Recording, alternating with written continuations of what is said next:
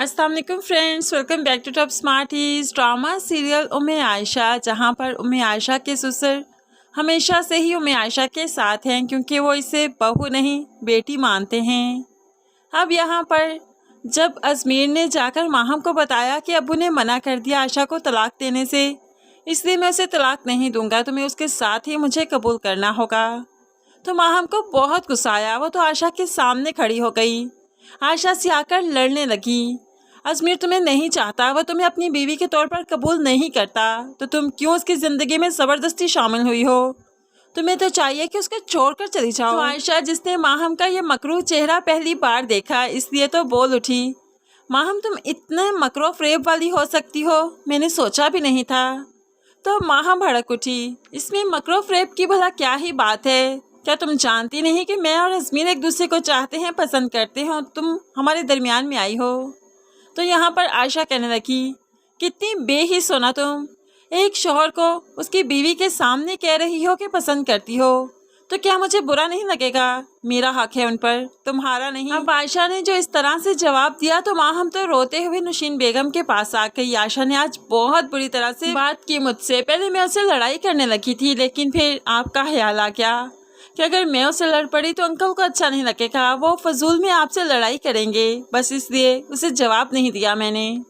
तो नौशीन कहने लगी, बहुत अच्छा किया, उसे जवाब मैं दूंगी, वो भी अजमीर के थ्रू।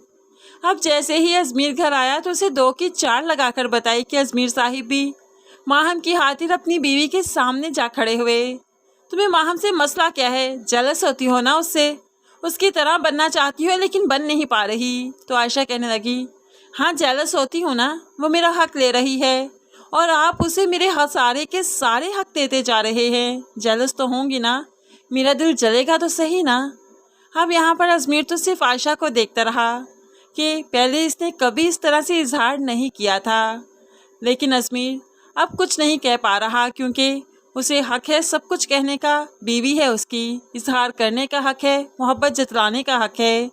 तो ऐसे में अजमीर चाहकर भी आयशा को नहीं रोक पाएगा। तभी तो आयशा ने अब बनाव सिंगार करना भी शुरू कर दिया। अपने कमरे में रहते हुए खूब अच्छे से तैयार हुई, दुपट्टा भी उतारा जो कि आयशा ने पहली बार उतारा। अजमीर तो आयशा पर से नजर नहीं हटा पा रहा। आयशा इतनी खूबसूरत हो सकती है, शायद उसने गुमान भी नहीं किया होगा। अब यहाँ पर ऐसा ही महसूस होता है कि शायद अजमीर के सामने आयशा ने अपना मुकम्मल हिजाब आज ही उतारा है। तभी तो अजमीर देखता गया, तो बस देखता ही गया जैसे पहली बार कोई चीज़ देखी हो। दूसरी तरफ अब यहाँ पर माहम बेगम सीढ़ियों से उतरते वक्त नीचे गिर गई, पाँव में मोच आ गई।